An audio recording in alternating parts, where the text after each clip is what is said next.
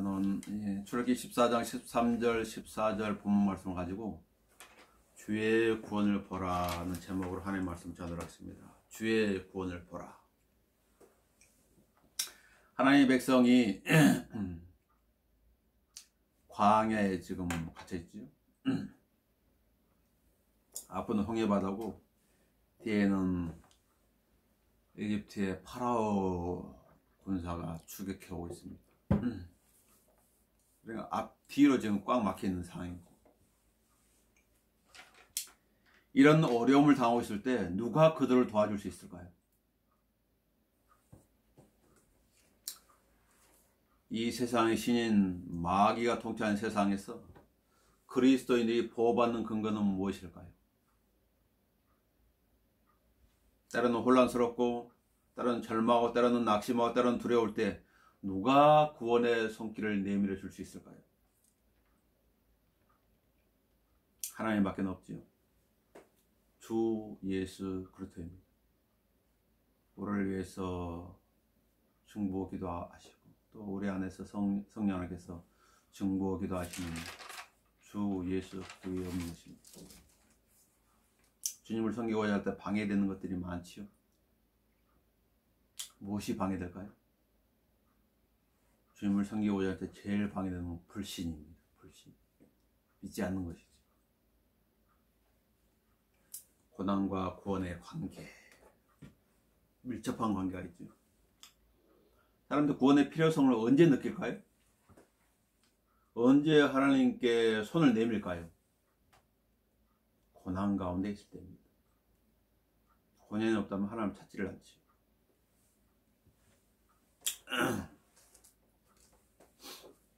그리스도인들이 아주 쌩쌩하게 그리스도의 모습을 행할 수 있을 때는 모든 것이 잘 되고 만사형통할 때 아니라 고난 가운데 있을 때입니다.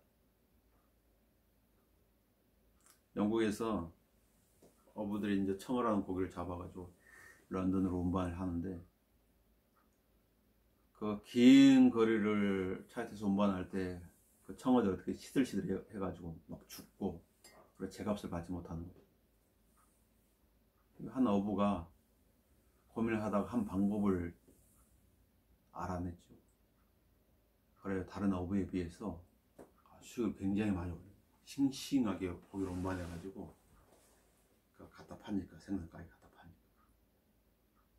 그래서 다른 어부들이 그 비결이 뭔가 물어봤죠. 그 비결이 뭐지요? 청어의 천적인 뱀장어 몇 마리를 그 물고기 운반 통에다 풀어놨다고. 그러니까 몇 마리는 잡아먹지만 나머지 고기들은 아주 쌩쌩하게 그냥 도망다니더라고. 안 먹히려고. 쌩쌩한 거예요. 프로. 그래서 비싼 걸 받을 수 있다고. 그리스도인에게 고난이 다가오는 이 쌩쌩한 그리스도인을 만들기 위한 하나님의 방법이에요. 세상이 생각하는 거 하나님 생각하는 거 다르죠. 자, 주의 구원을 보라. 첫 번째, 하나님이 시작하신 일은 하나님이 끝을 내시는 거 우리는 알아야 돼요. 그래서 성경은 이렇게 말하고 있죠. 13절에 너희는 두려워 말고 가만히 서서 주께서 오늘 너에게 보여주실 주의 구원을 보라. 자, 우리 앞에 현실에는 지금 코로나가 있어가지고 답답한 거예요. 언제 끝날지도 모르고 답답하지. 이스라엘 백성 앞에는 홍해, 뒤에는 파라오 군대, 그 다음에 이스라엘 가운데 끼어있는. 참, 그런데 묘하게도 8절에 한번 봅시다. 14절 8절에 뭐라 써있는가. 주께서 이 대왕 파라오의 마음을 완악하게 하심으로 그 이스라엘 자손을 뒤쫓으나 이스라엘 자손들이 의기양양하게 나갔더라. 나올 때는 의기양양하게 나왔어요. 이 의기양양은 아주 거만하게 나왔다고. 사람들의 일이 잘 진행되면은 사람들의 마음은 거만해집니다. 음식 겸손을 배우는가? 실패했을 때, 뭔 일이 잘 안 됐을 때. 하나님께서 이스라엘 자손을 구보고 계시지요? 하나님의 관심은 이스라엘 백성들에 있는 거예요. 그래서 성경은 사람의 길들은 주의 눈앞에 있으니 그가 사람의 모든 길들을 살펴보시느니라. 사람의 모든 길. 자, 의기양양에 나온 이스라엘 백성들이 10절에 보니까 뭐라고 그래? 10절에 파라오가 가까이 올 때 이스라엘 자손들이 눈을 드니 보라 이집트인들이 그들의 친구에 오니라. 이스라엘 자손들이 심히 두려워 죽게 부르짖더라. 눈을 들었는데 어디를 향해 눈을 들었어요? 하나님을 향해서 눈을 든 게 아니라 파라오 있는 쪽을 향해서 눈을 들었다고 말이죠. 땅을 향했어. 대적을 향했어. 방향을 잘못 정하자마자 어떻게 했다고요? 이스라엘 자손이 심히 두려워하여, 그냥 두려워하여 심히 두려워하여 모세한테 원망과 불평 쏟아냈죠. 이집트 무덤에서 내가 우리를 이끌어 광야에 죽게 하느냐? 어째 내가 우리를 이집트에 데리고 나와서 우리에게 이같이 행하느냐? 모세한테 무슨 잘못이 있죠? 너희서 해방시켜 줬는데 우리가 이집트에서 너에게 한 말이 이것이 아니냐 말하기를 우리를 내버려 두라. 우리가 이집트를 섬기려 하지 않았느냐? 우리가 광야에서 죽는 것보다 이집트인을 섬기는 게 더 낫겠노라 하더라. 더 나았을까요 과연? 그들은 이집트에 압제를 당하고 있었는데 신음하면서 고통 가운데 부르짖고 있었는데 자유를 주니까 벌써 잊어버리는 거예요. 벌써 며칠 되지도 않았는데 눈을 주께로 향하지 못했을 때 두려움에 사로잡히고 불평과 원망 그리고 불신으로 돌아간다. 그래서 8절하고 9절이 완전히 대조를 이루고 있잖아요. 이스라엘 그리스도인은 그러지 않을까요? 하나님의 백성들의 그 마음을 바알로부터 돌이켰던 엘리야가 어땠어요? 이세벨이 널 죽이리라 하니까 두려워가지고 호렙산으로 도망갔잖아. 모세는 어땠을까요? 모세. 차라리 하나님 할 수 있다면 빨리 내 생명을 취하십시오. 그렇게 민수기에서 하나님 기도한 거예요. 10명의 정탐꾼들 12명의 정탐꾼들인데 여호수아 갈렙 10명의 정탐꾼들은 하나님을 보는 눈을 잊어버리고 거인들을 보는 눈에 사로잡혀가지고 힘이 들어 떨었죠. 베드로가 물에 빠진 것은 무엇 때문이? 주님을 바라보고 가다가 풍랑이는 그 바다 환경을 바라봄으로써 물에 빠져버렸지. 우리도 마찬가지예요. 주님을 잘 보고 따라갈 때는 그냥 뭔가 잘 되는 것처럼 여겨가지고 막 의기양양하다가 어떤 환경을 잘못 보게 되면 낙심하고 절망하기가 좋다. 주저앉아있는 거예요. 하나는 아이를 갖지 못한 여인이었죠. 자신의 처지가 비참했어요. 그는 자신의 처지를 누구한테 주님께 구했습니다. 그리고 그가 내가 주의 구원을 기뻐한 분이다 라고 고백한 거예요. 사무엘상 2장 1절에서. 그녀는 마음 비통하여 주께 기도했습니다. 심히 울면서 기도했죠. 서원했어요. 주의 여종을 잊지 아니하시고 주의 여종이 사내 아이를 주시면 내가 그의 평생 동안 그를 주께 드리고 그의 머리에 삭돌되지 아니하겠나이다. 하나님께서는 그녀를 기억하셨다고 사무엘상 1장 19절에서 기록하고 있습니다. 그리고 하나님께서는 그 아이에게 그 여인에게 아들 사무엘을 주셨죠. 사무엘을 받자마자 그 아이가 어떤 나이가 될 때까지 양육하다가 그 아이를 하나님께 드린 거예요. 그래서 엘리한테 이렇게 말해요. 내가 이 아이를 위해 기도하였더니 주께서 내가 주께 구하여 청했던 건 내게 주셨나이다. 그럼 나도 그를 주께 바치나니 그가 살아있는 한 그는 주께 바쳐질 것입니다 하더라. 그 아이가 그래도 주께 경배하더라. 그런데 하나님을 찬양합니다.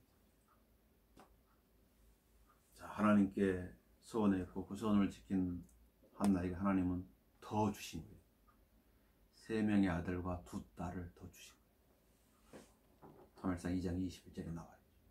환경이 비참했지만은 핍박도 받고 그랬지만 아이를 못 낳은 여인이라고 그랬지만 그 여인은 환경에 굴복하지 아니하고 하나님께 자신의 비참한 마음을 털어놨다. 그러니까 하나님께서 그의 기도를 들으시고 응답해 주시고 더 풍성히 허락해 주신 것이죠. 다윗은 고백하기를 주께서 또 나에게 주의 구원의 방패를 주었으며 주의 겸손하심이 나를 위대하게 하셨나이다 라고 이게 사무엘하 22장 36절로 고백하고 있죠. 자, 주님의 구원을 사랑하는 자는 어떻게 말해야 될까요? 네? 주님을 높여야 되겠죠. 계속해서 주님을 높여야 돼요. 주께서는 종기를 받으셔서 하나님께 모든 종기를 돌려드려야 되겠죠. 그리고 하나님의 말씀을 기뻐해야 돼요. 자, 본문에 기록되어 있는 내용들 8절과 10절, 11절, 12절 통해서 우리는 이 기록도 우리의 본보기를 위해서 기록되었다는 사실을 잊어버리면 안 돼요. 이제 그들에게 일어난 이 모든 일이 본보기가 되고 또 세상의 끝날들을 당한 우리의 권면으로 기록되었느냐. 왜 권면으로 기록되었을까요? 어떤 고난 가운데 있다 할지라도 하나님이 함께 하고 계시다는 사실을 잊으면 안 된다. 그 사실을 알려주기 위해서 이걸 기록한 것이에요. 모든 성경은 우리의 교훈을 위해서 기록됐다. 로마서 15장 4절에 있는 말씀입니다. 고난이 오는 이유가 무엇이라고 그렇다면 고난이 오는 이유가 하나님을 신뢰하라는 것이죠. 고난을 주는 목적 그것밖에 없어요. 하나님을 신뢰하라. 고린도후서 1장 8절을 보도록 합시다. 하나님을 신뢰한다면 고난이 되지 않습니다. 사실은. 그러나 하나님을 신뢰하지 않는 사람에게는 고난이 진짜로 고난이 되는 거죠. 형제들아, 아시아에서 우리가 닥쳤던 고난을 내가 모르기를 원치 아니하노니 이는 우리가 받은 극심한 압박으로 인하여 견딜 힘을 잃어 심지어는 삶의 절망에까지 이른 것이라. 이 삶의 절망이 무엇이에요? 저희수들이 받는 사형 선고 같다고. 사형 선고. 희망이 없는 게 사실은. 하나님께 이런 고난을 사형 선고 같은 이런 고난을 주신 목적이 무엇인가? 9절 하반절에 이는 우리로 우리 자신을 신뢰하지 아니하고 죽은 자들을 살리시는 하나님 그분만을 신뢰하게 합니다. 하나님 종들을 신뢰하라고요? 아니. 목사를 신뢰하라고요? 아닙니다. 하나님만을 신뢰하라고. 우리의 신뢰의 대상은 하나님입니다. 그리스도인들은 무엇일까요? 사랑의 대상이고 섬김의 대상이죠. 요번 이런 부분에서 우리의 모험이 되죠. 요번 모든 재산을 잃었죠. 7명의 아들과 3딸을 잃었어요. 그때 욥이 한 말은 그 입에서 나오면 무엇이었을까요? 이집트인처럼 모세를 향해서 막 불평했을까요? 이집트의 모든 입에서 내가 우리를 이끌어내 광야에 죽게 하느냐? 어찌해 내가 우리를 이집트에 데리고 나서 우리에게 이같이 행하느냐? 우리를 내버려 두라. 우리가 이집트 성경이 더 나았겠노라. 그렇게 말했을까요? 아닙니다. 욥은 그렇게 말하지 않았어요. 내가 내 밑에서 맨몸으로 나왔으니 내가 맨몸으로 그리 돌아가리이다. 주신 분도 주시오 빼앗아 가신 분도 주시니 주의 이름을 송축하나이다. 이 모든 일에도 욥이 죄를 짓지 아니하였고 어리석게 하나님을 탓하지 아니하였더라. 욥기 1장 21절 22절. 나중에 이와 관련돼서 욥과 그의 아내 사이에 부부싸움이 일어난 거죠. 이 일 때문에. 그때 욥의 아내는 무엇이라고 얘기했을까요? 아이도 당신이 당신의 완전함을 간직하려 하느뇨? 하나님을 저주하고 죽으라. 그렇게 고난당한 남편을 향해서. 물론 그 욥의 아내도 자식을 잃은 슬픔, 제사 잃은 슬픔을 같이 겪고 있는데 그 중에서 고난 가운데 위로는 못할 줄 망정 자기 남편을 향해서 이렇게 말하고 신앙을 버리라고 말이지. 하나님을 섬긴 결과가 이거냐? 당시 그렇게 하나님을 섬기더니 우리 집안은 망하게 됐고 망했고 내 자식들 10명을 잃었다. 그래서 하나님을 믿으려고 하느냐? 차라리 하나님을 저주해버리고 죽어버리라. 그러나 그 아내의 이 말에도 욥은 무엇이라 말했을까요? 욥은 그녀에게 이렇게 대답했어요. 당신은 어리석은 여자들 가운데 하나가 말하듯이 말한도다. 무슨 말을 그리 하느냐? 우리가 하나님의 손에서 좋은 것을 받았을진데 나쁜 것도 받지 아니하겠느냐? 하나님을 신뢰한 사람, 하나님을 신뢰한 사람의 입에서 나오는 고백. 빌리 브레도 자기 아내가 죽었을 때 주님을 찬양했죠. 성령으로 충만하여 찬양했어요. 이 모든 일에도 욥은 자기 입술로 죄를 짓지 아니하더라. 2번 넘게 욥기 2장 10절에서 하나님께서 어떤 것을 말씀하셨다면 이루신 분은 주님이시에요. 주님이 책임지시는 거예요. 근데 주님께서는 무엇을 보시는 거예요? 고난을 허락해가지고 그 고난 가운데서 환경을 바라보는가, 그 환경을 변화시키는 그 불을 바라보는가를 보시는 거예요. 하나님께서 바울을 부르셨죠? 바울의 일을 맡으셨죠? 바울은 그 일을 끝마친 거예요. 바울은 그것을 무엇을 표현하고 있냐면 그것은 하나님의 은혜였다 고백하고 하나님께 영광을 돌리고,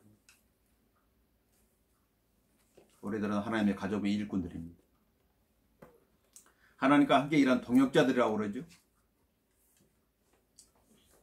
일꾼들은 하나님의 일들과 사람의 일들을 구별해야 돼요. 인간의 일을 하나님의 일로 하면 큰일 나는 거예요.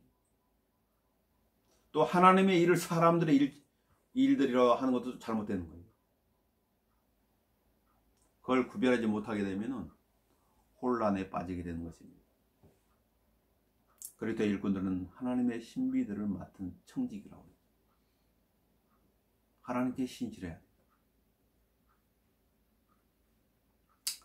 우리에게서 확신하노니 너희 안에 선한 일을 시작한 그분께서 예수 그리스도의 날까지 그 일을 완성하시리라. 빌립보서 1장 6절. 주의 구원을 보라. 2번째는 하나님은 그의 백성의 불평과 불신앙에도 자비를 잊지 않으신다. 10절에서 12절에 우리가 읽었던 그 내용입니다. 은혜의 시대의 모습입니다. 불평 불만했을 때 하나님께 이 백성들을 죽이셨다는 말이 없어요. 야, 내가 너희들을 이끄는 걸 후회한다, 그런 말도 없어요. 사람들은 이렇게 얘기하죠. 사람도 후회하고 돌이키는 거예요. 하나님 돌이켰단 말이 없는 거예요. 그들은 모세를 향해서 불평을 털어놓죠. 거기에다가 불신앙까지 더해가지고 이제 얘기를 하는 거예요. 우리가 이집트인을 섬기리라 하자. 이집트인들은 어떤 사람? 우상을 섬기는 사람들인데 우상을 섬기는 사람들 섬기겠다는 거예요. 근데 이 사람들은 하나님의 백성이라고 하는 사람들이거든. 이 말은 어떤 그리스도인들이 하나님을 섬겨야 되는데 그리스도인이 그리스도인 섬기는 것과 똑같은 거야. 어떻게 보면 하나님의 말씀보다는 어떤 그리스도인이라고 하는 그 사람 입에서 말에 더 권위를 두었을 때 문제가 발생하는 거예요. 하나님 말씀을 섬기는 건 되는 것이지만 잘못된 방법을 섬기는 잘못된 것이죠. 그러나 하나님께서는 두려워 떠는 이 백성들에게 모세를 통해 이렇게 말씀하신 너희는 두려워 말고 가만히 있어. 주께서 오늘 너에게 보여줄 주의 구원을 보라. 이렇게 말씀하시는 거죠. 자비롭지요. 불평하는 백성들에게 걱정하지 말아라. 주님께서 너희를 구원해 주실 것이라 그냥 말하는 거지. 주께서 너희를 위해 싸우시리니 너희는 가만히 있을지니라. 너희가 싸울 필요도 없다 그 말이야. 은혜란 무엇입니까? 은혜란 이런 예화가 있어. 나폴레옹이 어떤 병사를 사형치 않고. 왜냐면 그 보초를 서다가 졸아버려. 그러니까 보초를 서다가 졸면 잠자게 된 모든 병사들의 아닌 이 파수꾼 병사가 있는데, 파수꾼이 졸아버린 이 병사들은 적의 기습에 의해서 다 죽게 되는 거예요. 큰 죄를 진 거죠. 그래서 그를 처형하려고 하는 거예요, 병사를. 근데 그의 애인이 그 소식을 듣고 나폴레옹을 찾아온 거죠. 왕이요, 나의 남자친구에게 은혜를 베풀어 주십시오. 그러니까 나폴레옹이 말했죠. 그는 은혜 받을 자격이 없느니라. 맞습니다. 그는 은혜 받을 자격이 없습니다. 받을 자격이 없는 자에 베푸는 것이 은혜입니다. 그 말을 듣고 나폴레옹이 그 병사를 살려주고, 받을 자격이 없는 자한테 베푸는 게 은혜예요. 우리도 하나님의 은혜를 받았죠. 하나님의 은혜로 구원을 받았어요. 또 하나님의 은혜로 또 이 진리의 성령을 보고 있네. 또 하나님의 은혜로 뭔가를 깨닫고 있는 거예요. 누가 깨닫게 해주시겠어요? 자기가 스스로 알아 깨달을 수 있을까요? 인간한테 그런 프로그램이 없어요. 제 가운데 살아가기 때문에 제 아래 살아가고,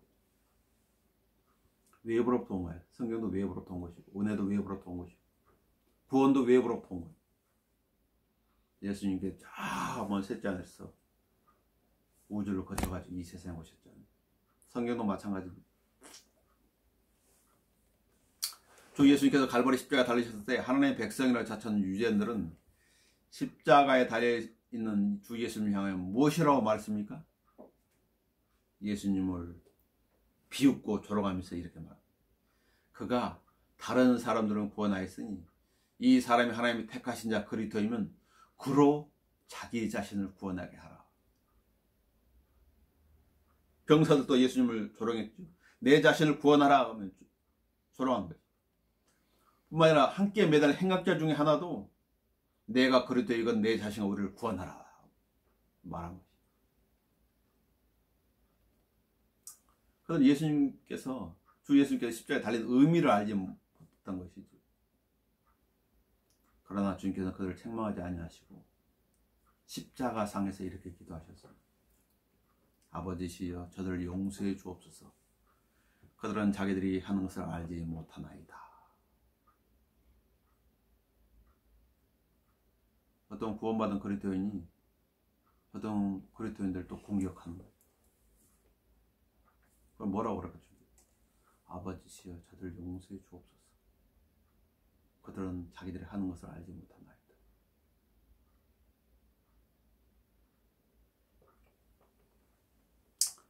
출애굽한 이스라엘 백성들은 이집트의 10가지 재앙을 보았지요. 10가지 재앙을 보았어요. 놀라운 기적들을 보았어요. 하나님의 놀라운 일들을 금방 잊어버리고 불평하고 있는 거지.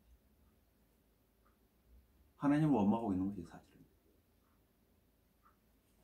그런 환경을 본 눈은 재빨랐으나 그 환경을 반전시킬 수 있는 분을 본 눈은 결여되어 있었던 것이에요. 우리는 안 그럴까요? 우리도 어떤 어려움이 닥치면 우리는 환경 뒤에서 지켜보시는 주님을 보시는 것인가, 아니면 전면에서 지금 나타나는 어려운 환경을 보고 있는 것인가. 거기에 믿음과 불신앙이.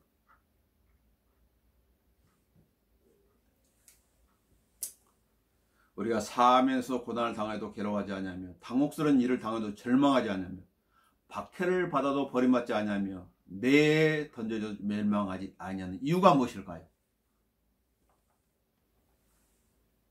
우리의 안에 보물이 있기 때문에, 주 예수 그리스도는 그 보물이 있기 때문에 사면으로 고난을 당해도 괴로워하지 아니한다고 고백할 수가 있는 것이에요. 우리의 눈을 위로 들어야 돼. 위로. 땅으로 쳐다보면 안 돼요. 위를 들어야 돼. 셋째 하늘은 위에 있어요. 하나님도 위에 계시지요. 하나님의 능력도 위에서 내려오는 것입니다. 다니엘은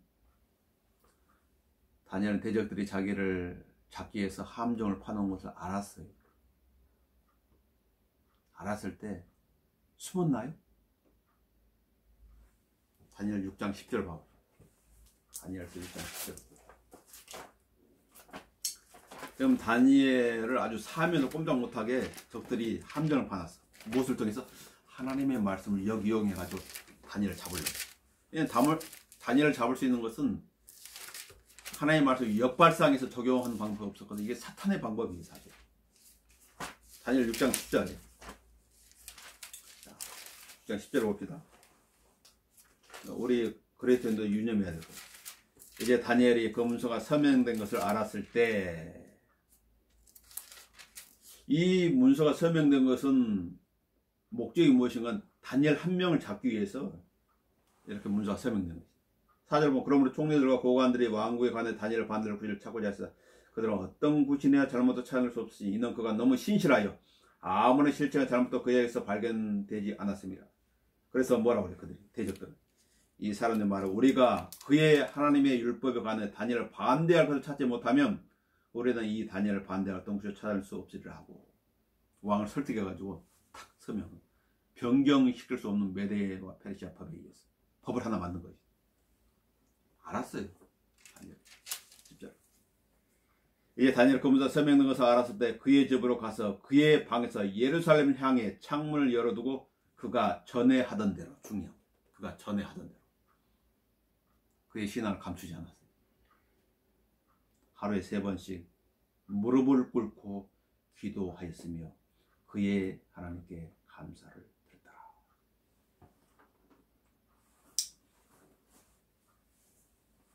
신앙을 감추지 않았단 말이야. 드러내는 거. 잡으려면 잡아라.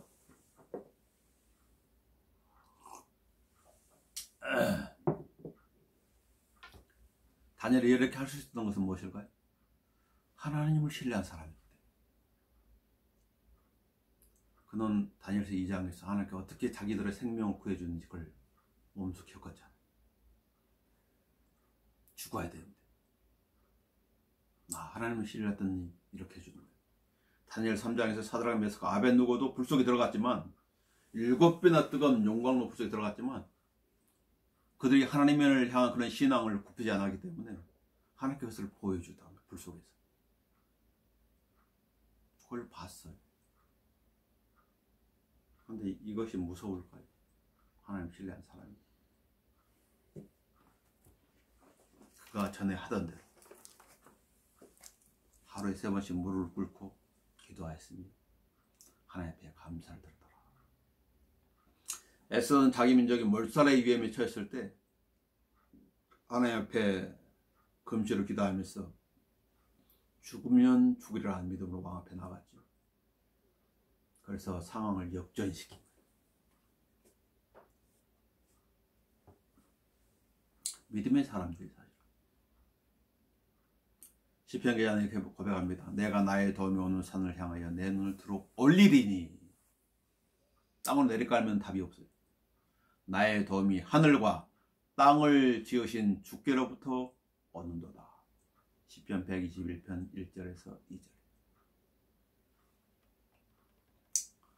이스라엘 백성들의 불평은 끝이 없죠. 이집트에 무덤이 없어서 내가 우리를 이끌어서 광야에서 죽게 하느냐. 하나님께 그들을 광야에 죽이기 위해서 출애굽시켰을까요? 하나님께서 그리스도인들을 지옥에 보내기 위해서 구원시켰을까요? 한 번 받은 구원은 영원한 구원인데 어디에 소속되면 구원이 유지되고 어디에 소속해서 떠나면 구원을 잃어버린다는 그런 교리가 성경에 어디 있을까요?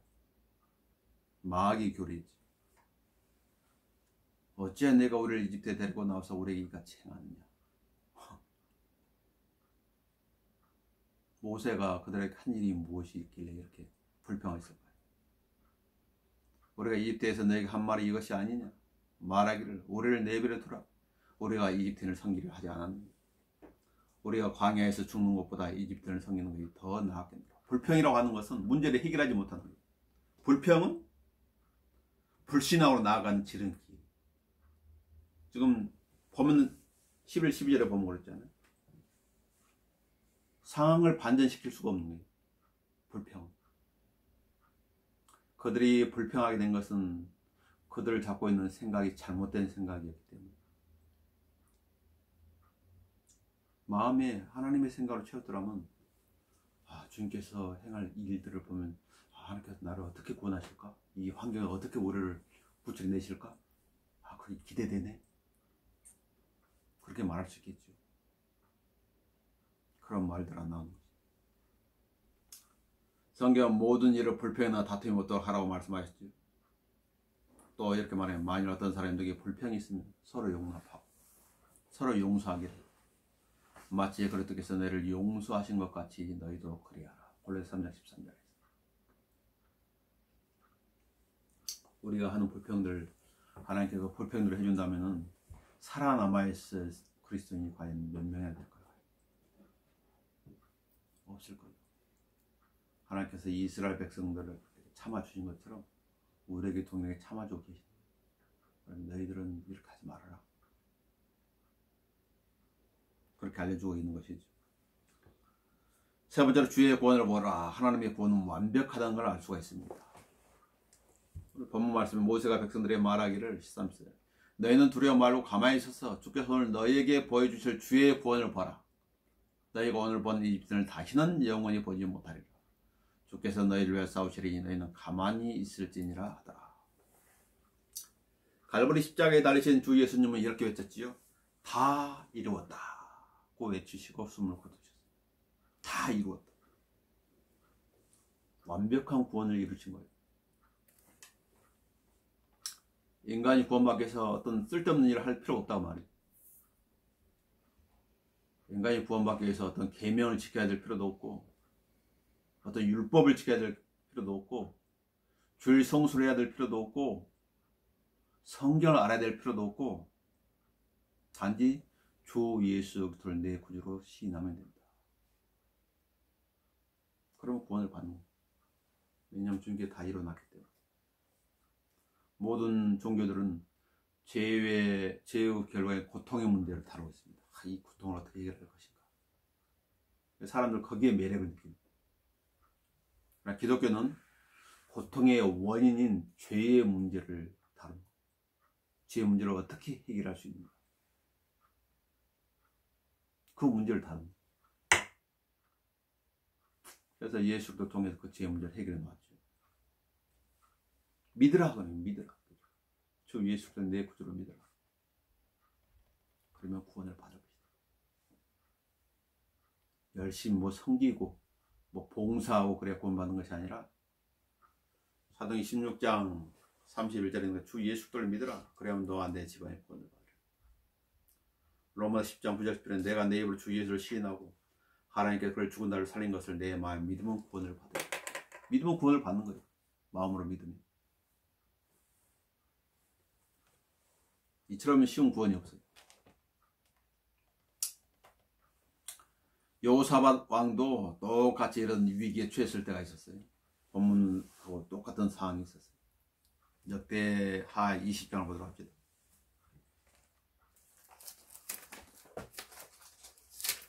근데 똑같은 유대인들인데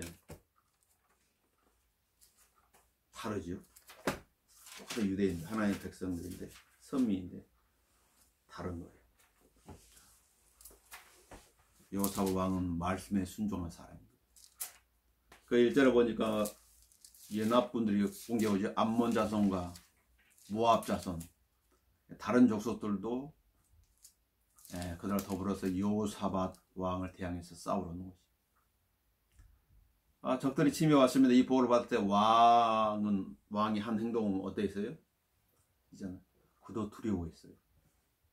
3절에 여호사밧이 두려워하여 돌이켜 주를 찾고 온 유다의 금식을 선포하니라. 두려웠지만은 불평하고 누구를 원망한 것이 아니라 어떻게 했다요?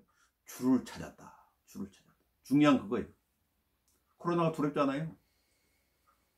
누구를 찾아야 돼요? 방역위원들을 주님을 찾아야지. 주님을 찾고 어떻게 해야 돼? 기도를 해야 되잖아요. 주를 찾고 온 유다의 금식을 선포하니라. 그리고 여호사밧은 이렇게 기도합니다. 6절부터 이제 여호사밧의 기도가 기록되어 있는데 봅시다. 뭐라고 기도했는지 봅시다. 우리 조상의 주 하나님이여 주께서 하늘에 계신 하나님이 아니시니까 주께서 이방의 모든 왕들 다스리지 아니하시니까 주의 손에 권세한 능력이 있으므로 아무도 주를 막을 수 없지 아니하니까.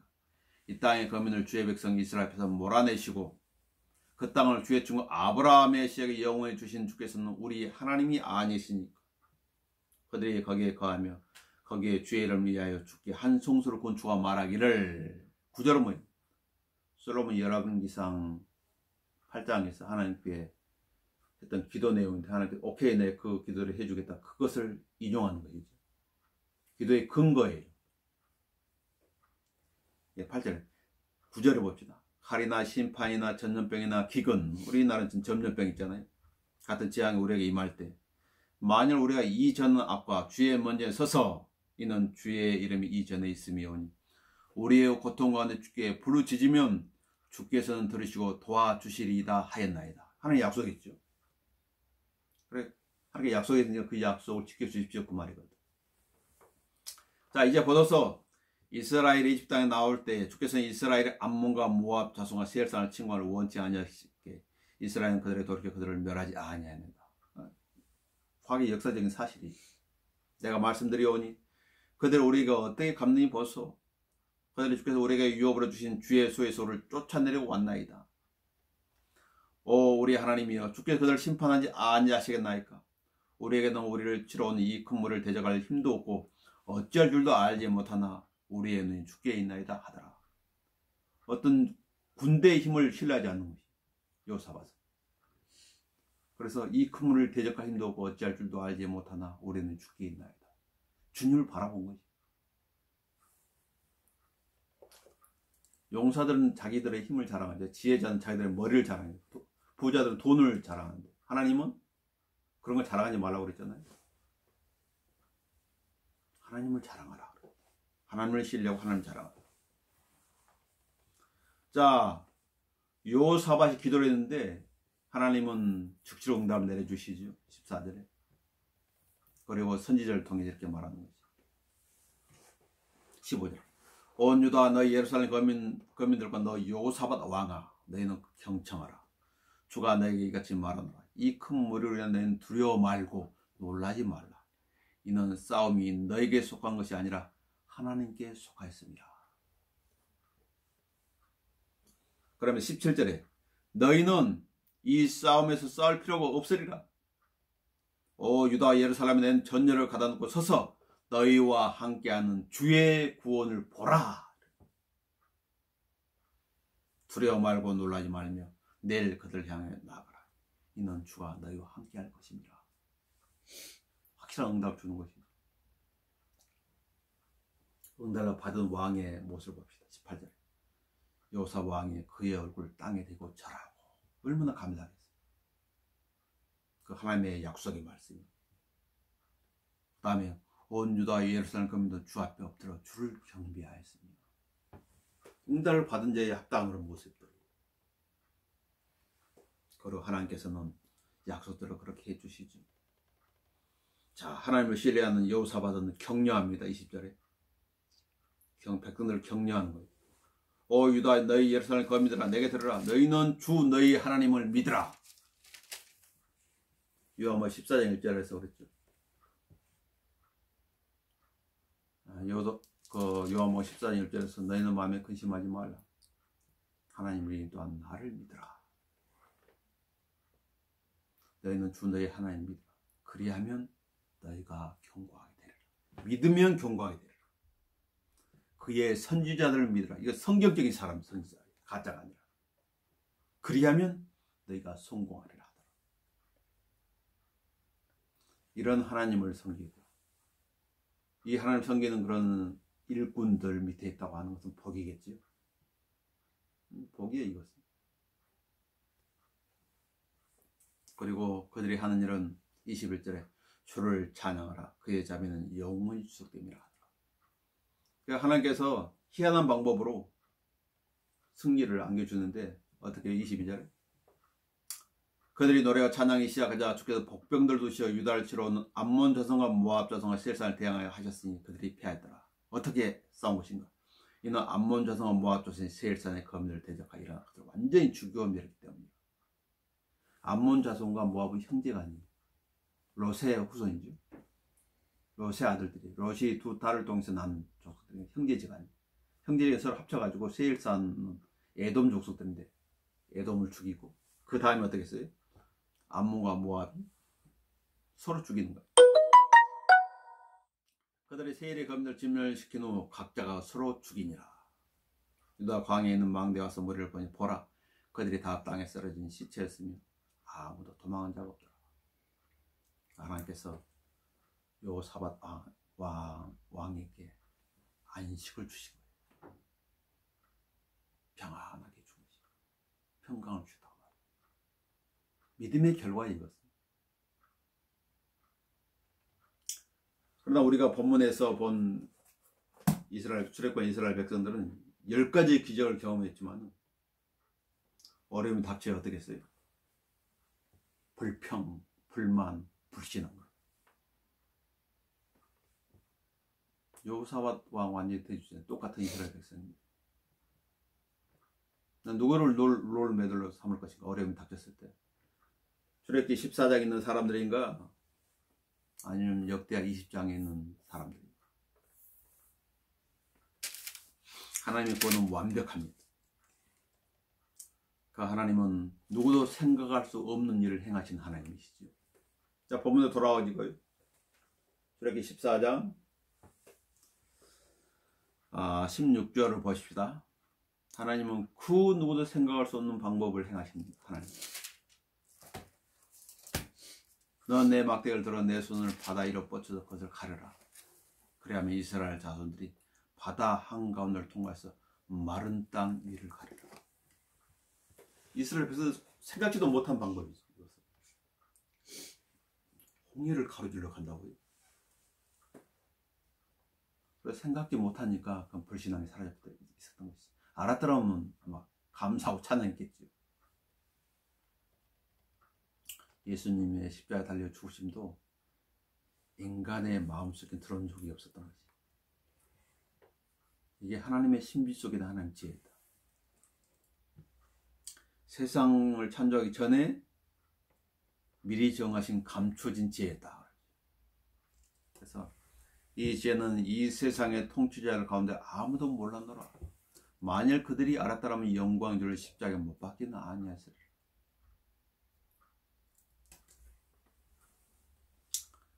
성경을 그래서 봐야 되는 거예요. 성경을 읽고 깨달아야 돼요. 그래서 하나님께서 자기를 사랑하는 자들 위해서 예비한 것이 무엇인지 알아야 돼요. 그래야 속지 않죠. 또 주님의 구원은 그 누구도 행할 수 없는 일을 행하시죠. 그 누구도 행할 수 없는 일을 행하십니다. 22절을 봅니다. 14장 22절. 이스라엘 자손은 바다 한가운데를 통과하여 마른 땅 위로 갔는데 물이 그들에게 오른쪽 왼쪽 벽이 되었더라. 물이 벽이 되었어. 물이 어떻게 벽이 될 수 있지? 이건 자연 법칙을 거스르는 거예요. 이 세상에서는 일어날 수 없는 일이 물이 이렇게 벽이 되었다. 그 사이를 다 지나간다는 것은 인간 행할 수 없는 일이. 물이 어림되었다는 말이 없어요. 물은 물 그대로예요. 물은 이게 수평을 이루고자 하는 성질이죠. 수평을 이루고자 하는데 수직으로 세울 수가 없는. 얼음을 만들었다라 그러면 인간은 이걸 믿을 수 있다고 하겠지. 어떤 사람들. 그러나 하나님께서 주신 믿음이 아니면 이걸 믿을 수가 없는. 그래서 쓸데없는 말들을 하는 거예요. 학자들. 하나님이 하신 일은 완벽하다는 걸 알 수 있습니다. 26절부터 보십시다. 14, 26절부터 보시면 주께서 모세에게 말씀하시기를 내 손을 바다 위에 뻗치라. 그래야 물이 이집트인들과 그들의 병거들과 그들의 기병들 위로 다시 오리라 하시니라. 모세가 바다 위로 자기 손을 뻗치니 바다가 그 세력이 회복되었고 새벽이 되었더라. 그러자 이집트인들이 그것을 피하여 도주하나 주께서 이집트인들을 바다 한가운데 뒤집어 엎으셨더라. 물이 되돌아와서 그들을 쫓아 바다 가운데로 들어온 병거들과 기병들과 파라오의 모든 군대를 덮으니 그들 중에 한 사람도 남지 않았더라. 그러나 이스라엘 자손은 바다 가운데서 마른 땅 위로 걸어갔으며 물이 오른쪽과 왼쪽에서 그들에게 벽이 되었더라. 주께서 이 나라 이스라엘을 이집트인 손에서 이와 같이 구원하시니 완벽하지요. 이스라엘이 바닷가에서 이집트인들의 시체를 보더라.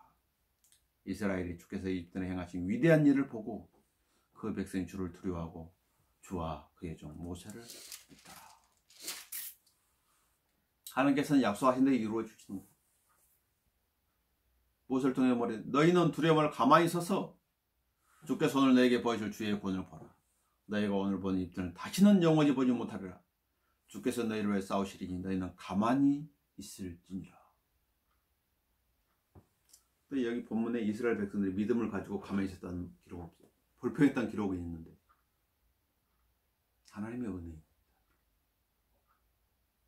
성경은 뭐라고? 감당할 시험만 허락하시고 시험 당할 때 함께 피할 길로 내신다. 왜 그럴까요? 시험이 길어지면 불평하게 되어 있거든. 시험이 길어지면 불평하게 돼요. 낙심하게 돼요. 좌절하게 돼요. 신본주의에서 인본주의로 돌아가게 돼요. 주의 구원을 보라. 우리에게 필요한 것은 무엇일까요? 믿음입니다. 하나님을 향한 그런 믿음. 말씀을 믿는 믿음. 주님께서 이 고난을 구원해 주시는 믿음. 언제나 주님께서 나와 함께 하고 계시다는 그런 믿음. 기도하면 응답해 주신다는 그런 믿음. 그런 믿음이 있어야 됩니다. 주의 구원을 보라. 우리 히브리서 11장 읽고 마치도록 하겠습니다. 히브리서 11장 6절입니다.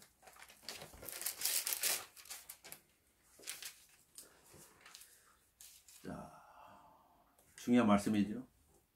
그러나 믿음이 없이는 하나님을 기쁘시게 할 수 없나니 하나님께 나아간 자는 그분이 존재하시는 것과 그분이 자기를 열심히 찾는 자들에게 보상하는 분이심을 마땅히 믿어야 하느니라.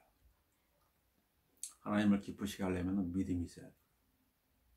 그 믿음을 기르려면 하나님의 말씀을 많이 들어야 돼요. 그 외에는 없어요. 잘못된 사람의 말을 듣게 되면 잘못된 믿음을 갖게 됩니다. 실족한 사람의 말을 듣게 되면 실족하게 되는 거지. 타락한 사람의 말을 듣게 되면 타락하게 되는 거예요. 어디에 길을 열어놓니? 중요한 것이. 하나님께 길을 열어놔야 돼요. 그래야 그 믿음으로 하나님께 나아갈 수가 있는 것입니다. 이런 사람이 주위에 있다고 하는 것은 그 사람의 복이에요. 기도하겠습니다.